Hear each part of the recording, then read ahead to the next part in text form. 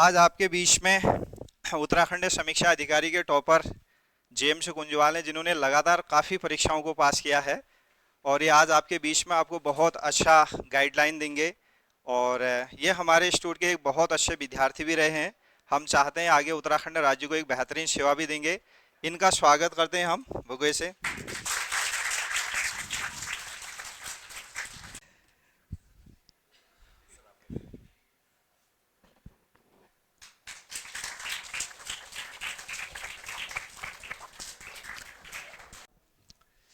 एक ऐसे व्यक्ति से आज आप मिलने वाले हैं जिन्होंने उत्तराखंड के कई सारी परीक्षाओं को पास किया, और एक ऐसे मेहनती छात्र रहे हमारी संस्था के, जिन्होंने उत्तराखंड का नाम तो रोशन किया ही किया, और साथ ही संस्था का नाम भी क्या किया और रोशन किया। काफ़ी मेहनती छात्र रहे और अभी पढ़ रहे हैं, अभी भी आगे पीसीएस इन्हें निकालना है। तो आप लोग इनसे सीखिए। आप ही की तरह ये भी क्या करते थे, एक दिन सीखते थे। और आज आपके बीच में क्या है, एक सिलेक्टेड है उत्तराखंड समीक्षा अधिकारी में इनका क्या हुआ है, चयन हुआ है। और इससे पहले वीडियो में भी हुआ था, लोअर पीसीएस में भी हुआ था, एक नंबर से रुक गए थे। होता है कभी। तो इस बार समीक्षा अधिकारी सचिवालय में इनका क्या हुआ है, सिलेक्शन हुआ है। तो आपको गाइड करेंगे और आप सीखे इनसे काफ़ी चीज़ें। धन्यवाद सर। और आप सभी का भी बहुत ज़्यादा धन्यवाद कि आप लोग अ, यहाँ पर इस कोचिंग संस्था में पढ़ रहे हैं। सबसे पहले मैं आपको अपना परिचय देना चाहूँगा। मेरा नाम जेम्स कुंजवाल है। मैंने सर्वोदय आईएएस जो संस्था अगस्त 2021 में ज्वाइन करा था मैंने यहाँ पर। उसके बाद मैंने यहाँ पर तैयारी करी और जो मैंने एग्ज़ाम्स निकाले, सबसे पहले मेरा टैक्स कलेक्टर नगर पालिका में हुआ। मैंने नगर पालिका भौली में ज्वाइन करा और आफ्टर 6 मंथ मैंने वहाँ सेवा देने के पश्चात मेरा ग्राम विकास अधिकारी में चयन हुआ। और मैं अभी वर्तमान में ग्राम विकास अधिकारी विकासखंड धारी में कार्यरत हूँ। और अभी मेरा समीक्षा अधिकारी में चयन हुआ है सचिवालय के लिए। ये तो मेरी सफलता के किस्से थे कि मैंने 3 एग्ज़ाम निकाले। अगर मैं अपनी असफलताएं गिनाऊंगा तो वो इससे बहुत ज़्यादा हैं। सबसे पहले असफलता के बारे में मैं आपको बताता हूँ। हाई कोर्ट एआरओ का एग्ज़ाम हुआ, प्री मेरा क्लियर हुआ, मेंस में मैं रुक गया कुछ नंबर से। उसके पश्चात महाधिवक्ता कार्यालय समीक्षा अधिकारी का एग्ज़ाम हुआ और सहायक समीक्षा अधिकारी का एग्ज़ाम हुआ। समीक्षा अधिकारी के एग्ज़ाम में मेरा मेंस 1 नंबर से रुका, 1 नंबर से। और सहायक समीक्षा अधिकारी में वहाँ पर 6 मंथ का कंप्यूटर सर्टिफिकेट मांगते हैं वो।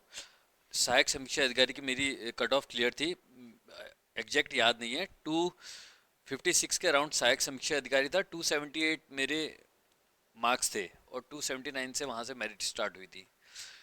उसके बाद मैंने लोअर का मेंस क्लियर करा। लोअर के मेंस के पश्चात मैंने इंटरव्यू दिया। इंटरव्यू 240 से आपकी कट ऑफ स्टार्ट थी, मेरे 239 मेरे मार्क्स थे। फिर उसके बाद मेंस का पेपर हुआ जो पीसीएस था। उसमें मेरा 6 नंबर से मेंस रह गया था कि अगर 6-7 नंबर ज़्यादा भी आते तो फाइनल में इंटरव्यू में नहीं हो पाता। लेकिन इंटरव्यू में जाने का एक्सपीरियंस अलग होता है। और अंततः अभी यहाँ पर सीढ़ी रुकी नहीं है, आगे चलते रहेंगे। और अभी मेरा समीक्षा अधिकारी में सिलेक्शन हुआ है। मैं आपको जो मेरा अनुभव है मैं शेयर करना चाहता हूँ। देखिए, आज आप लोग जहाँ पे बैठे हैं, कुछ समय पहले मैं भी वहीं पे बैठा था। तैयारी के दौरान बहुत सारी चीज़ें होती हैं। आपको अपने पर डाउट आता है, कभी आपका कॉन्फिडेंस बहुत हाई होता है, कभी आपका कॉन्फिडेंस बहुत डाउन होता है। ये एक प्रिपरेशन का फेज़ होता है। जो तैयारी करता है उसके ही साथ ऐसा होता है कि कभी तो उसका मोराल बहुत हाई हो जाता है कि यार मैं तो डेफिनेटली सिलेक्शन लूंगा, और कभी कभी ऐसा होता है आपको ऐसा लगेगा मेरा नहीं होगा। ये एक फेज़ है। इसको आपको, यानी कि जो आपकी कंटिन्यूस मेहनत है, हार्ड वर्क है, आप उसे करते रहिए। अगर आप जिस दिन डाउन होंगे उस दिन आप सोचेंगे यार मैं तो नहीं हो पाऊंगा और नहीं पढ़ेंगे, तो डेफिनेटली आपका नहीं होगा। अगर आपने उस फेज़ को निकाला कि हाँ यार कोई बात नहीं, मेरा काम है मेहनत करना, फाइनल रिजल्ट मेरे हाथ में नहीं है, मैं मेहनत करूंगा, फाइनल जो भी होगा देखा जाएगा। तो इस अगर विचार से आप लोग पढ़ेंगे तो डेफिनेटली आप लोग सफल होंगे। तो इस तरीके से तो आप मेहनत कर सकते हैं। और मेहनत के लिए ऐसा होता है, एक मार्गदर्शन की बहुत ज़्यादा आवश्यकता होती है। आप ये देखिए, आपको कोई रास्ते में जाना है, अगर वो रास्ता पहले से देखा हुआ है तो आपको इजी होगा रास्ता पार करना। अगर आपने फर्स्ट टाइम वो रास्ते में जा रहे हैं तो आपको मन में बहुत सारी आशंकाएं आएंगी, कैसा होगा आगे, गड्ढा आएगा, क्या होगा, ट्रैफिक कितना ज़्यादा होगा। तो इसमें गाइडेंस की बहुत ज़्यादा इम्पोर्टेंट रोल होता है। तो आप कोचिंग में ज्वाइन ज्वाइन हैं, आप सर से गाइडेंस लीजिए। वो आपको बताएंगे कि तैयारी के दौरान किस तरीके की परेशानियां आती हैं और उन परेशानियों से कैसे पार पाया जा सकता है। जब आदमी स्टूडेंट होता है, कितनी बार वो अपने टीचर पे ही शक करने लग जाता है, क्या यार ये क्या पढ़ा रहे हैं। ये होता है, ये होता है। इससे पहले जब मैंने खुद टीचिंग करी, मैंने 9 साल ग्राफिक एरा हिल यूनिवर्सिटी भीमताल में एज एन असिस्टेंट प्रोफेसर मैंने पढ़ाया है। वहाँ ऐसा होता है कि बच्चा अपने टीचर पे भी शक करता है कि यार ये क्या पढ़ाता है यार, इससे ज़्यादा तो मैं जानता हूँ। अगर आप में ये भी आदत है, तब भी आपकी सफलता में असफल होने के चांस ज़्यादा बढ़ जाएंगे। तो कभी भी आप लोग दूसरे दूसरे के ऊपर डाउट मत करिए। कहते हैं ना जिस कि परम भक्त हो जाना। जैसे आजकल आप लोग प्रेमानंद महाराज को देख रहे होंगे यूट्यूब में, सही है, कितने लोग अगर उनके उनके ऊपर भी डाउट करने लग जाएं, अगर आपने अपने गुरु के ऊपर डाउट कर लिया तो आप सफल तो नहीं होंगे, लेकिन असफल होने की गारंटी पक्की है। ठीक है। तो जहाँ भी आप पढ़ रहे हैं, आप लोग यानी कि फुल्ली डिवोटेड हो जाइए कि हाँ ये कर अच्छा पढ़ा रहे हैं, मैं इनको अगर रेगुलर फॉलो करूँगा तो मैं ज़रूर सफल हूँगा। ठीक है। और अगर आप लोगों को कुछ डाउट पूछना है तो आप लोग भी पूछ सकते हैं। और अगर मेरे से ही कहेंगे कि सर आप बोलते रहिए और कैसे सफल हो सकते, तो मैं ये बताऊंगा कि जैसे यूट्यूब वगैरह में आपने देखे होंगे कि 10-10 घंटे पढ़ना होता है, 12-12 घंटे पढ़ना होता है, वैसा नहीं पढ़ना होता है। आप लोग एक फिक्स रूटीन बनाइए। 2-2 घंटा, अगर मॉर्निंग में 2 घंटा, 2 घंटा दिन में, 2 घंटा शाम को पढ़ते हैं, वो मोर देन इनफ होता है, मोर देन इनफ होता है। और जब आप, जैसे आप लोग इतने सारे बैठे हुए हैं और मैं सामने स्टेज में खड़ा हूँ, तो स्टेज में जो खड़ा है उसका तो फेस एक है ना, आप लोगों को सबको मैं दिख रहा हूँ ना, लेकिन मुझे आप सब दिख रहे हैं। तो कहने का मतलब, जब आप क्लास होती है, मास होता है, भीड़ होती है, उसका कोई फेस नहीं होता है, तो बच्चे उसमें खो जाते हैं। आप लोग अलग अलग फैमिली बैकग्राउंड से आए होंगे, किसी की फैमिली की कैसी सिचुएशन होगी, किसी की बहुत अच्छी होगी, किसी की बहुत ख़राब होगी, लेकिन जब आप क्लास में होते हैं तो आप सब एक यूनिट बन जाते हैं। आप अपने फैमिली को भूल जाते हैं, क्योंकि क्लास में मस्ती भी होनी चाहिए, पढ़ाई भी होनी चाहिए। लेकिन अधिकतर लोग ऐसा करते हैं कि चलो ठीक है यार, सब कुछ नॉर्मल चल रहा है, तो वो चीज़ें नहीं भूलनी है। आपको अपने पेरेंट्स का सेक्रीफाइस याद रखना है, अपनी फैमिली की सिचुएशन याद रखनी है। अगर आप उसको ध्यान में रख के पढ़ेंगे तो definitely you will come with flying colours, आप पक्का सफल हो जाएंगे, कोई सा भी एग्जाम है। और ऐसा कहा जाता है, जैसे मैं आपको बताता हूँ, मैंने कहीं पढ़ा था, short aim is crime, so always have big dream.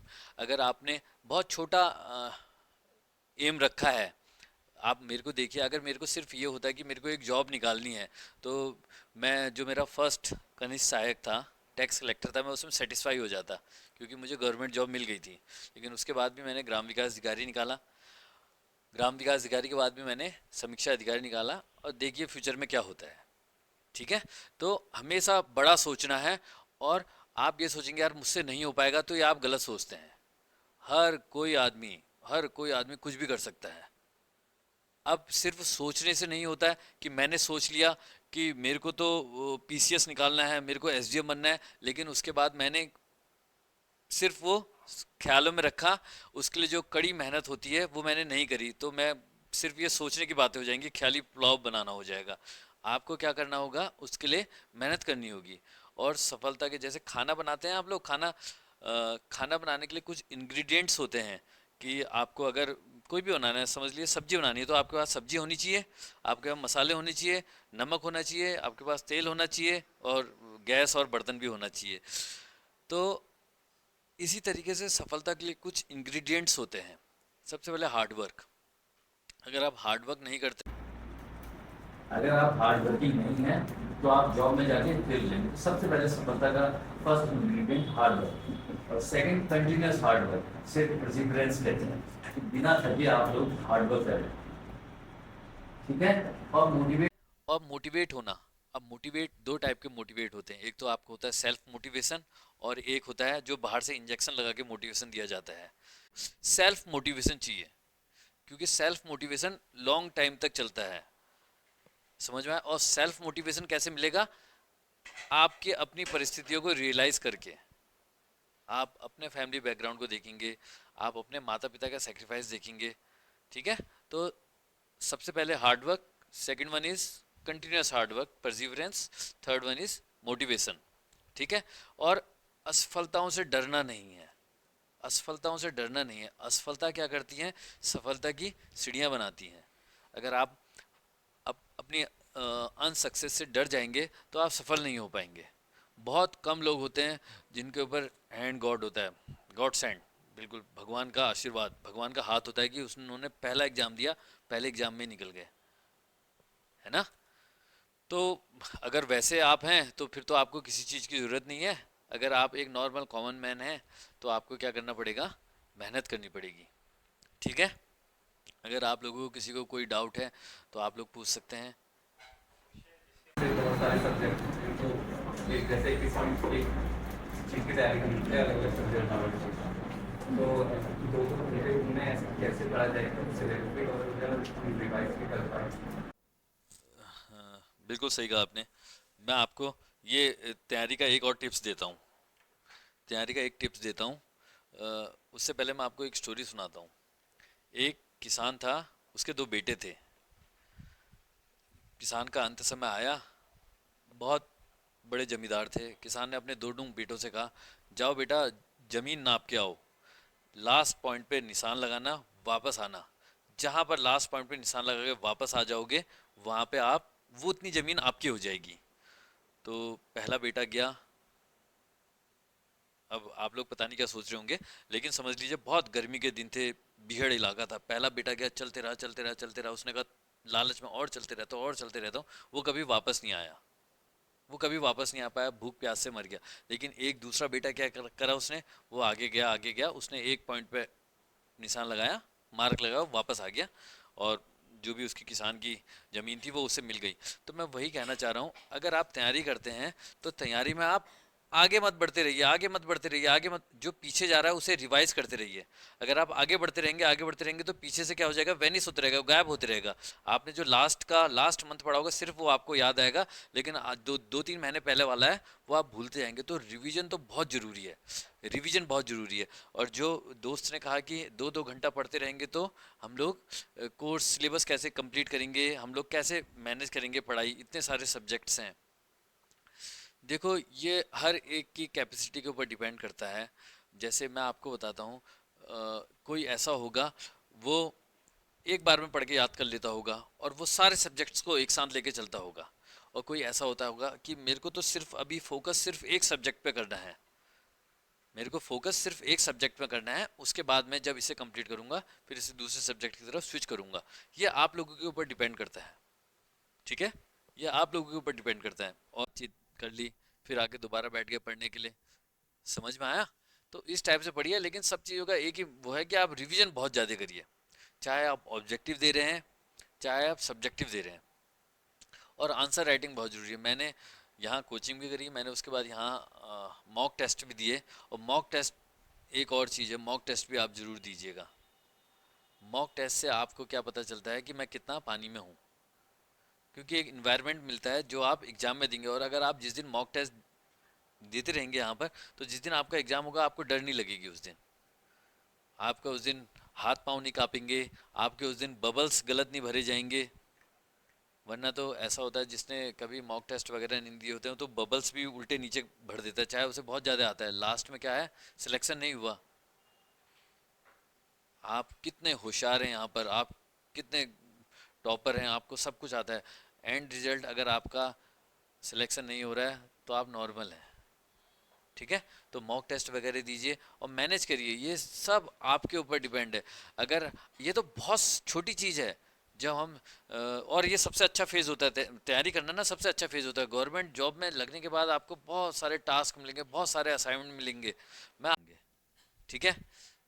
हमारे एक दोस्त ने क्वेश्चन पूछा, और किसी को कोई पूछना है कुछ? हम बताइए बेटा। तो हमें किन बुक को प्रेफरेंस देनी चाहिए कि हमें फर्स्ट टाइम पढ़ना है तो हम कौन से बुक्स पढ़ेंगे? बेस्ट जवाब मैं बताता हूँ आपको। इसका भी एक बड़ा इंटरेस्टिंग आंसर है। मुझे बड़े फॉन्ट्स आते हैं बुक्स में, जो फॉन्ट्स होते हैं, मुझे बड़े फॉन्ट्स वाली बुक्स अच्छी लगती हैं, लेकिन आपको छोटे फॉन्ट्स वाली बुक्स अच्छी लगती हैं। सब किताबों में ज्ञान भरा होता है, सब किताबों में ज्ञान भरा होता है। ये आपके ऊपर है। आप अगर कितने जने कहते हैं कि अरे इस बार तो अजय रावत जो बुक है, respected Ajay Rawat sir history के प्रोफेसर हैं, अजय रावत की बुक से बहुत ज़्यादा क्वेश्चन आए, तो सब जने अजय रावत वाली बुक के पीछे भागेंगे। मैं बुक का नाम ले रहा हूँ, हाँ, अजय रावत बुक वाली बुक के पीछे भागेंगे कि चलो उस बुक से पास जाते हैं, उस बुक से क्वेश्चन आएंगे। और क्वेश्चन क्या आए होते हैं? सिर्फ जो आपके 40 क्वेश्चन होते हैं, अगर आप यूके ट्रिपल एस सी के एग्जाम देखे, 40 क्वेश्चन में से 5 क्वेश्चन अजय रावत से आए होते हैं। उस 5 क्वेश्चन के लिए वो अजय रावत के पीछे भाग जाएंगे। अजय रावत की बुक, जो बुक है उनकी, हाँ, डिटेल में उस बुक के पीछे, वो भी हिस्ट्री की बुक है, सिर्फ हिस्ट्री बुक है वो, सही है। लेकिन आपको ये नहीं पता 35 जो हैं वो जो आपकी कन्वेंशनल बुक्स हैं, बिनसर, परीक्षावाड़ी, वहाँ से आ रहे हैं। और सब चीज़ों का एक जवाब, अगर आप क्या करेंगे, उत्तराखंड के नोट्स सर के ही पढ़ लेंगे तो मोर देन इनफ है, ठीक है। किसी को सिर्फ परीक्षावाणी से ही एक बार पढ़ के मज़ा आ जा रहा है, कोई ऐसा कर रहा है नहीं मुझे बिनसर से भी पढ़ना है, मुझे अजय रावत सर की बुक से भी पढ़ना है, मुझे राजेंद्र बलौदी बुक से भी पढ़ना है, मुझे नेगी जी की बुक से भी पढ़ना है, मुझे घनश्याम जोशी भी पढ़ना है, ठीक है। तो आप, ये आपके ऊपर डिपेंड करता है। और मैं तो कहूँ, एक चीज़ बताऊँ, किताबें तो, ज्ञान इनफाइनाइट होता है, ज्ञान इनफाइनाइट होता है। आपको पीएचडी यहाँ पे नहीं करनी है। अगर आप पीएचडी करने की सोचेंगे तो आप सिर्फ उन्हीं सब्जेक्ट को पढ़ते रह जाएंगे, जबकि यहाँ पर बहुत सारे सब्जेक्ट आते हैं, हिस्ट्री, ज्योग्राफी, इकोनॉमिक्स, पॉलिटी, सब आती है ना। आपको यहाँ पे पॉलिटी में ऐसा नहीं करना है कि आपको अटॉर्नी जनरल, एडवोकेट जनरल या कहीं का जज, वकील बनना है, ऐसा नहीं करना है आपको, ठीक है ना। आपको उतना पढ़ना है जो आपके काम के लिए हो। आप प्रीवियस ईयर क्वेश्चन पेपर्स देखिए। बच्चों की कैटेगरी होती है, बच्चों की कैटेगरी क्या होती है? आपने एक बुक पकड़ी, आप बहुत हार्ड वर्किंग है, आपने एक बुक पकड़ी, आपने उस बुक को पढ़ना शुरू कर दिया, पूरा पढ़ लिया, ठीक है। एक बच्चे ने क्या करा, एक बच्चे ने सिलेबस देखा, सिलेबस के अकॉर्डिंग उस बुक को पढ़ा कि इस सिलेबस में, इस बुक में इस सिलेबस से ये आता है, मैं अपना सिलेबस कंप्लीट कर लेता हूँ। तीसरे बच्चे ने क्या करा, उसने प्रीवियस ईयर क्वेश्चंस देखे, उसने कहा सिलेबस के इस पार्ट से तो कभी क्वेश्चन आता ही नहीं है, इस पार्ट में मैं कम फोकस करता हूँ, और जिस पार्ट से ज़्यादा क्वेश्चन आते हैं मैं उस पार्ट को और डीपली अच्छे तरीके से पढ़ लेता हूँ। समझ में आ रहा है? तो आप खुद जज कर सकते हैं कि कौन सा स्टूडेंट सबसे अच्छा था, कौन सा स्टूडेंट स्मार्ट वर्क करने वाला था, ठीक है ना। तो प्रीवियस ईयर के क्वेश्चंस आप देख सकते हैं। और इसमें थोड़ा रिस्की होता है, कॉम्पिटिटिव एग्जाम्स में ये होता है कभी कभी पैटर्न चेंज कर देते हैं, तो वो पैटर्न सबके लिए है, वो पैटर्न ऐसा नहीं है कि आप ही के लिए चेंज हुआ है। वो पैटर्न, टफ एग्जाम आया है वो आप ही के लिए नहीं आया, वो सभी के लिए टफ एग्जाम आया है, ठीक है। और बताइए, हाँ बेटा।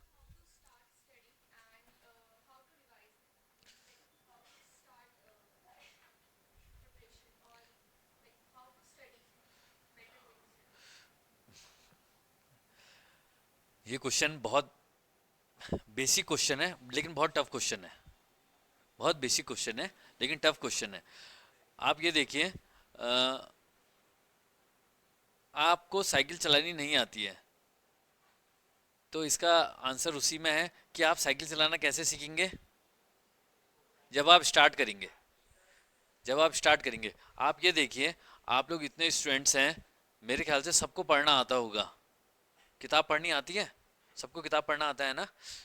उस किताब को पढ़िए, आप बैठना तो स्टार्ट करिए। मैं आपको बता रहा हूँ 2021 में मैं ग्राफिक एरा में था, 2021 के बाद ही तो मैंने प्रिपरेशन स्टार्ट करी, सही है ना। हिस्ट्री, ज्योग्राफी, पॉलिटी, ये सब कभी स्कूल में पढ़े थे, हल्का फुल्का तो वैसे मैं तैयारी करता था, लेकिन ऐसा बिल्कुल फोकस्ड होकर नहीं पढ़ रहा था। तो जब एक और टेक्निकल बैकग्राउंड से था, मैंने बीटेक एमटेक कर रखा है, मैं टेक्निकल बैकग्राउंड से था, सही है। मेरे ख्याल से आप में तो कितने जने ऐसे होंगे जिन्होंने बीए कर रखा होगा, बीए में सब पढ़ा होगा, है ना। तो जब एक टेक्निकल बैकग्राउंड का आदमी नॉन टेक में आके कुछ अच्छा कर सकता है तो आप लोग भी कर सकते हैं। आप लोग स्टार्ट करिए, कहने का मतलब ना, स्टार्ट बहुत ज़रूरी है। अगर आप स्टार्ट नहीं करेंगे, आप स्टार्ट नहीं करेंगे तो आप क्या हो जाएंगे, जहाँ पर हैं आप वहीं पर रह जाएंगे। ठीक है। और आपने क्या कहा, वो कैसे स्टार्ट करेंगे? और दूसरा क्वेश्चन, रिवीजन जब आप स्टार्ट कर लेंगे ना, आपको कॉन्फिडेंस आने लग जाएगा। और रिवीजन तो ऐसा होता है कि आप फर्स्ट टाइम रिवीजन करेंगे तो थोड़ा आपको टाइम लगेगा, लेकिन सेकंड टाइम थर्ड टाइम आप पता है ऐसे पेपर पलटते हुए रिवीजन कर लेंगे। आपको पता है पेपर पलटते हुए आप रिवीजन कर लेंगे, अब आप थर्ड फोर्थ टाइम करेंगे। और यही रिवीजन सबसे अच्छा होता है कि जब आप पेपर पलट रहे होंगे कि हाँ ये मुझे आता है, ये मुझे आता है, ये मुझे आता है। समझ में आया? अब मैंने आपको इस टाइप का रिवीजन बता दिया, तो आप फर्स्ट टाइम में ऐसा मत करना ये भी मुझे आता है, ये भी मुझे आता है, ये भी मुझे आता है बोलने के लिए। सही है? ये अपने से धोखा नहीं करना है, अपने साथ धोखा नहीं करना है। और बताइए। हाँ बेटा। तुम लोग भी कोर्स पे फोकस कर रहे हैं सर, तो जो रिवीजन वाला पार्ट है ना उसको भी मतलब कवर करना हो रहा है, तो वो मान लो प्रेशर हो रहा है।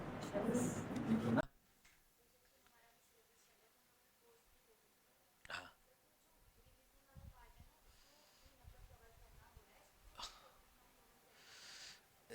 देखिए ना, जब मैं यहाँ पर आया था मैंने आपको बताया हम सब एक जैसे हैं, हम सब एक जैसे हैं।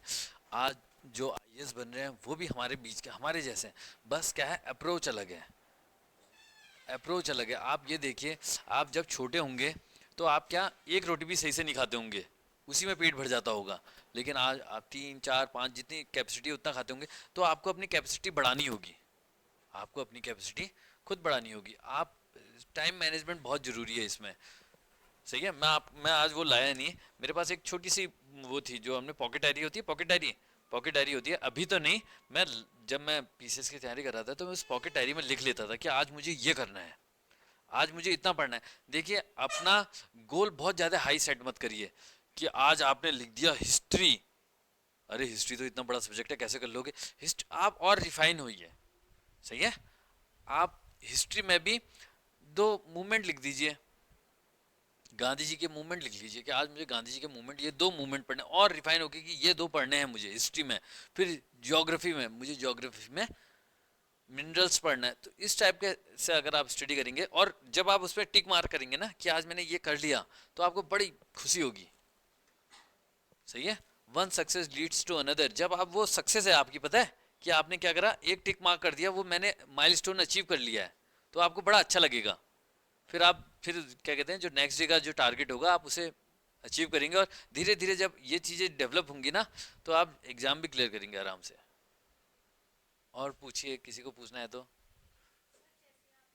आपने क्या सीखा और जो सक्सेसफुल अटेम्प्ट मैंने उसमें हम दूसरे को क्या एडवाइस देना चाहेंगे? देखिए मैं आपको बताता हूँ ना, देखिए मैं आपको बताता हूँ ना, अ, जब जो अनसक्सेसफुल वाले अटेम्प्ट थे ना, अगर हर एक की बात करी जाए तो किसी हर चीज़ से कुछ ना कुछ सीखने को मिला। आप सर से पूछ लेना, मैं बड़ी जल्दी पेपर अटेम्प्ट करता हूँ, बहुत जल्दी। जो मेरा ये समीक्षा अधिकारी का पेपर था, अगर लोगों को टाइम कम पड़ता है और मेरे को ऐसा लगता है मैं सो जाता हूँ, लोग इस चीज़ को कहेंगे कि गप मार रहा है। मैं जो ये 150 नंबर का लोअर पीसीएस का पेपर होता है, अभी तो ये क्या पता ये ऑनलाइन हो जाए, सब चीज़ें वायरल हो जाए। जो 150 नंबर का पेपर होता है उसमें 100 नंबर जीएस होते हैं, 15 नंबर रीजनिंग होता है। मैं जो 100 क्वेश्चन होते हैं ना, मैं 15 मिनट से पहले कर लेता हूँ, मैं 15 मिनट से पहले वो 100 क्वेश्चन कर लेता हूँ। और वही मेरे लिए क्या है, निगेटिव होता है। मैंने प्री तो सारे एग्जाम निकाले हैं, मैं एक एग्जाम्पल बता रहा हूँ। जैसे ये जीएस का जो पेपर था, इसमें समीक्षा अधिकारी में पहला पेपर जीएस 1 का होता है, ऑब्जेक्टिव होता है, 3 घंटे का पेपर था। मेरे ख्याल से 1 घंटे में मेरा कंप्लीट हो गया था। और उसी में आप क्या करते हो, गलतियां करते हो, आप कहीं पर नहीं को है पढ़ देते हो। आप समझ रहे हो? आप क्योंकि आप तो बड़े फ्लो में हो रहे होते हो ना उस टाइम पे, आप और ऐसा नहीं कि आप क्वेश्चन के बाद सीधे बबल भर रहे हो, आप तो सीधे सीधे टिक मार्क करते जा रहे हो। बबल नहीं भरता हूँ मैं 15 मिनट में 100 क्वेश्चन, कहने का मतलब मैंने 15 मिनट में 100 क्वेश्चन देख के मैंने ऐसे ऐसे कर दिए हैं सब में जो मुझे आते हैं। ठीक है। तो मैंने बहुत सारी जगह ऐसा कर देता था कि मैं यानी कि नहीं था उसे नहीं पढ़ता ही नहीं था, है पढ़ देता था। कहीं पर आरोही क्रम पूछा होगा तो मैं अवरोही क्रम लगा देता था। ठीक है। तो क्या करना है, वहाँ पर रिलैक्स होना है। जो जैसे लास्ट बॉल में 6 मारना होता है, तो बॉलर भी बहुत यानी कि अनकॉन्शियस फील कर रहा होता है, बैट्समैन भी डरा होता है। जिसने अपनी नर्व्स को कंट्रोल कर लिया, समझ में आया, जिसने, सब डरे होते हैं ना, ये छक्का मार देगा मेरी बॉल में, ये छक्का मार देगा, वो सोचता है कि मैं छक्का मार पाऊंगा नहीं मार पाऊंगा, 6 मार पाऊंगा नहीं मार पाऊंगा। जिसने अपनी नर्व्स को कंट्रोल करा वो जीत जाता है। वही होता है नर्व्स कंट्रोल करना। आप एग्जाम देंगे तो आपको बिल्कुल रिलैक्स होके, हाँ ठीक है, हाँ ठीक है, बीच बीच में सांस लेना होता है, ठीक है, बीच बीच में सांस लेना होता है। उससे आपका क्या होता है, एग्जाम होता है। और एक तो ये होता है, गलती ये होती थी। और मैं आपको बताता हूँ मेरे मेंस क्यों नहीं निकले, वो मैं आपके साथ बड़ी अच्छी चीज़ वो करता हूँ। वर्तनी बहुत इंपॉर्टेंट होती है हिंदी के पेपर्स में। वर्तनी, आप लोगों की वर्तनी अच्छी हो, मेरी वर्तनी बड़ी बेकार थी। मैं अच्छा लिखता था, लेकिन मैं बिंदी लगाना भूल जाता था। जैसे नहीं, मैं ही के ऊपर भी बिंदी होती है, मैं नहीं लगाता था, क्योंकि यों के ऊपर भी बिंदी होती है। हल्द्वानी मैं रहता हूँ, मैं के ऊपर भी बिंदी होती है, समझा। मैं वो बिंदियाँ लगाता ही नहीं था। और मैंने अपनी मेंस की कॉपी मंगाई, सब में मेरे गोले थे जिनमें मेरी बिंदियाँ नहीं थी। उसकी वजह से मेरा, जो मैंने एक्सपेक्ट करा था मेरे हिंदी में इतने मार्क्स आएंगे, तो ये तो कंपटीशन होता है ना, आप एक एक दो दो मार्क्स से ही रुक जाते हो। यही मेरा लोअर पीसीएस में हुआ था, यही मेरा अपर पीसीएस में हुआ, ठीक है। तो ये गलतियां आप मत करिए। मैं अब कहता रहा हूँ, तो इस ये सब चीज़ें मॉक टेस्ट से आपकी क्लियर होंगी। आप मॉक टेस्ट दीजिए, आपके मॉक टेस्ट में अच्छी तरीके से एनालिसिस होगा कि आप कहाँ पे लैग कर रहे हैं, ठीक है। और बताइए।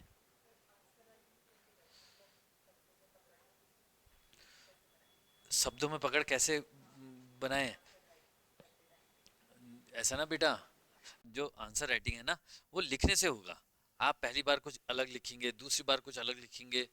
जब हम यहाँ पढ़ते थे, तो यहाँ पर हमें अब भी देते ही होंगे, क्योंकि आदमी तो और ज़्यादा अच्छा करता है। सर हमें क्वेश्चन देते थे, दो दो क्वेश्चन देते थे कि आप ये घर से करके लाना, ये घर से करके आना। जो ऑनेस्ट होगा अपने लिए, उनको घर से करके लाएगा, सर को दिखाएगा, सर मैंने ऐसे कर रखा है।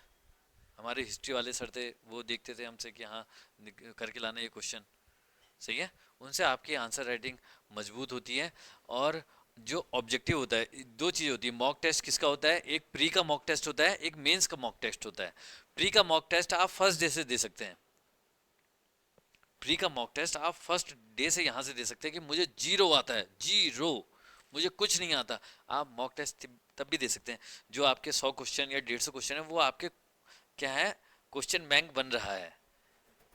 आपने 2 घंटे यहाँ पे बैठे, आपने 2 घंटा क्या करा, आपने उन क्वेश्चनों में अपना क्या माइंड स्टॉर्मिंग करी, सही है ना, ब्रेन स्टॉर्मिंग करी, कि आपने देखा हाँ यार ये क्या था, ये क्या था, ये क्या था। जिस दिन आपको आंसर पता लेंगे, उसके बाद जब आंसर सीट डिस्कस होगी, तो वो आपके अच्छे से स्ट्रांग हो जाएंगे। लेकिन मेंस आंसर राइटिंग के लिए आपको थोड़ा बहुत आपके दिमाग में मैटर होना चाहिए। तो वो क्या होता है, वो थोड़ा जब आपकी सब्जेक्ट की पकड़ मजबूत हो जाती है, वो देना होता है। और सबसे बड़ी बात मैं आपको बताता हूँ, मैंने तो मेंस आंसर राइटिंग यहाँ पे करी है। आपको डर लगता है, आपको डर लगता है, अरे यार मैं क्या करूँ क्या करूँ। वही, उस डर को ओवरकम करेंगे तो आपको एग्जाम का फोबिया नहीं होगा, एग्जाम में डर नहीं लगेगा। आप यहाँ पे आके देंगे तो आपको लगता है हाँ यार, पेन चल रहा था यार, मैं तो लिख ले रहा था, पेन तो चल रहा था, मैं लिख ले रहा था। और आप परफेक्ट हर चीज़ नहीं कर सकते, आप समझ रहे हैं। आप ये सोचिए कि मैं इसको परफेक्ट करूंगा, ऐसी हैबिट होनी चाहिए कि मैं अच्छा करूं, लेकिन परफेक्ट कुछ नहीं कर सकते। आप क्या, आपको ऐसा लगता है कि एग्जाम्स में, मेंस के एग्जाम्स में आपका सारा पढ़ा हुआ आता है पेपर? नहीं आएगा पेपर पढ़ा हुआ। आपका 70% भी आपका पढ़ा हुआ आ गया, आप मजे आ जाएंगे आपके। 30% आपको क्या, आंसर राइटिंग स्किल से आपको इधर का ईट इधर का रोड़ा, भानुमति ने कुंबा जोड़ा, इधर से कहीं ना कहीं से यानी कि मिक्स करके लिखना होता है। समझ में आया। अब कुछ क्वेश्चंस ऐसे आते हैं कि आपको वो आप पढ़ ही नहीं सकते उन क्वेश्चंस के बारे में, ठीक है। वो आपको आपके आंसर राइटिंग स्किल से ही आप उन्हें कर पाएंगे। और बताइए। वगैरह किया, उसके बाद आपने गवर्नमेंट जॉब की तैयारी करी, तो आपने मतलब कैसे मैनेज किया कि मतलब सब्जेक्ट भी अलग थे, बीटेक एमटेक में अलग होते हैं, उसके बाद मैनेज पता है कैसे होता है, बैठ जाओ बेटा बैठ जाओ। मैनेज होता है, मैंने आपको क्या कहा, आपकी परिस्थितियां आपको मैनेज करना सिखा देती हैं। मैं बहुत आपके साथ वो चीज़ें डिस्कस नहीं करना चाहता हूँ। बहुत सारी सिचुएशंस होती हैं, आपको आज लग रहा होगा अरे यार बड़ा किस्मत वाला लड़का है, किस्मत वाला आदमी है, हो गया इसका सिलेक्शन, मज़ा आ गया इसको। लेकिन उससे उससे पहले जो संघर्ष सबकी लाइफ में होते हैं, हाँ संघर्ष सबकी लाइफ में होते हैं, उससे घबराना नहीं चाहिए, उनको फेस करना चाहिए। कभी भी भगवान से ये नहीं मांगना चाहिए भगवान मेरा अच्छा हो, भगवान अगर मेरी लाइफ में तुमने संघर्ष दे रखे हैं तो मुझे इतनी ताकत देना मैं उन संघर्ष से ओवरकम हो सकूं, सही है, उन परिस्थितियों से लड़ने की मुझे मजबूती देना, ताकत देना। तो आपकी जो परिस्थितियां हैं ना वो आपको सब कुछ सिखा देती हैं। जियोग्राफी वगैरह मैं वहाँ पढ़ाता था, लेकिन कुछ सिचुएशंस ऐसी हुई कि मुझे आना पड़ा और मुझे इधर की तरफ तैयारी करनी पड़ी। मैनेज हो जाता है सब कुछ। मैंने क्या कहा, दिक्कत वहां पे आएगी जब आपको पढ़ना ही नहीं आता है, सही है, किताब में लिखा हुआ है, मन तो बड़ा कर रहा है लेकिन क्या लिखा है पता नहीं, कीड़े मकोड़े डांस कर रहे हैं। अगर आपको पढ़ना आता है, समझ में आता है कि हाँ यार ये कहना चाह रहा है, तो फिर आप तैयारी कर सकते हैं आराम से।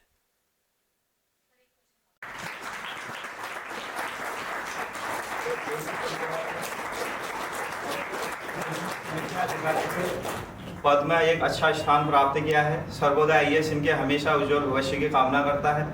आप इसी तरीके से ऊंचाइयों को छूते रहें और उत्तराखंड राज्य को एक अपना अच्छी सेवा दीजिएगा। सर्वोदय आईएएस हमेशा आपके उज्जवल भविष्य की क्या करता है, थैंक यू।